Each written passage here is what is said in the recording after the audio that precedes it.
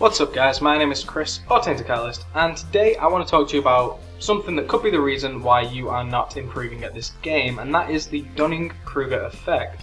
The Dunning-Kruger effect is a cognitive bias in which unskilled individuals suffer from illusory superiority, mistakenly rating their ability much higher than average. Okay, and this is a theory that's been around for a long time. I'm just going to quickly scroll down and read.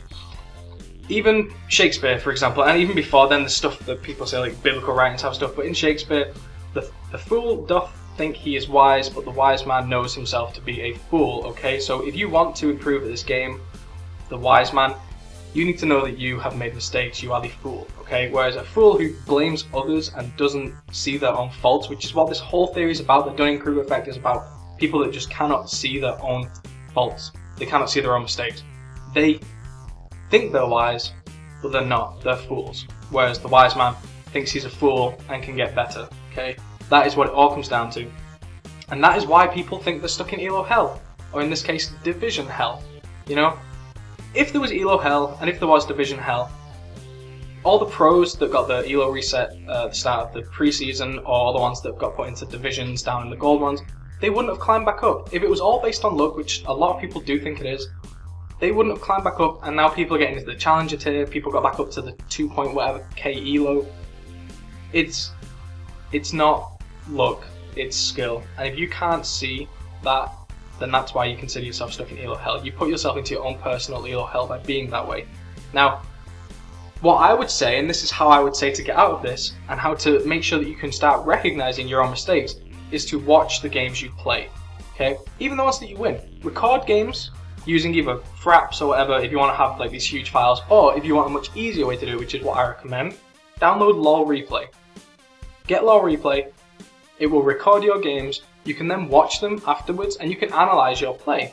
Because even little mistakes that you do can snowball into what becomes a loss.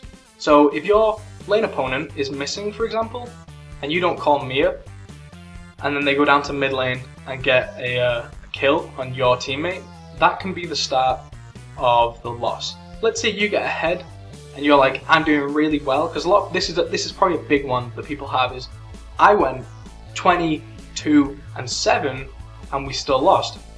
That's true, you may have done exceedingly well, but if you were one person on your team that did well and they had 2 or 3 people on their team that did well, that's not going to work. You need to start going and roaming, helping out the other lanes, okay? So that's what it all comes down to. Recognize your own mistakes. So my experiment to you is, after every game you play, especially the losses, say to yourself, I lost us that game. None of my teammates lost the game on their own. I did. If you can acknowledge that you lost the game, even if you didn't necessarily lose the game, say that you did, because since you did, because technically you did, you lost the game. Doesn't matter how well you did, it was a loss. Doesn't matter if you went 100, 0, 100, you still lost. Okay? So say to yourself, I'm the reason we lost that game. I want to recognize what I did wrong, so then you won't make those mistakes in the future.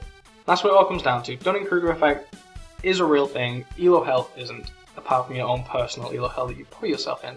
But it's not because of teammates, and it's not because of the enemy team. It's because of you. Okay, and I don't mean any offense by any of this, and hopefully nobody takes it that way. But yeah, that's what you need to do. You need to recognize your own mistakes. You need to start seeing why you lost. So that's what I say. Watch the videos and analyze yourself.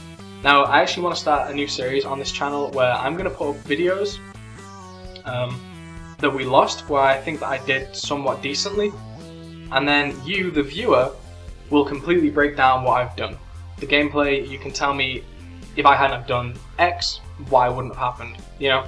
So that's going to be something I want to do. I want to really put myself out there with this. I'm going to put my stuff up, you know, even, I mean, the games that I lose, you know, and you can let me know how I could have won that. And if somebody wants to do that and leave video responses to this, or I think I might start doing a weekly Reddit thing if it's popular enough.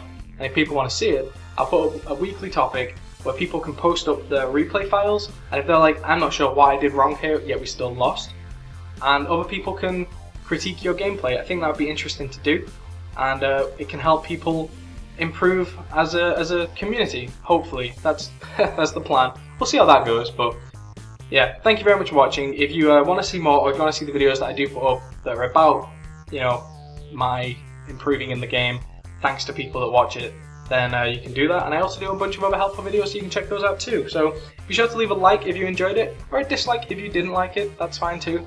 And I thank you very much for watching, and I will see you next time. Goodbye.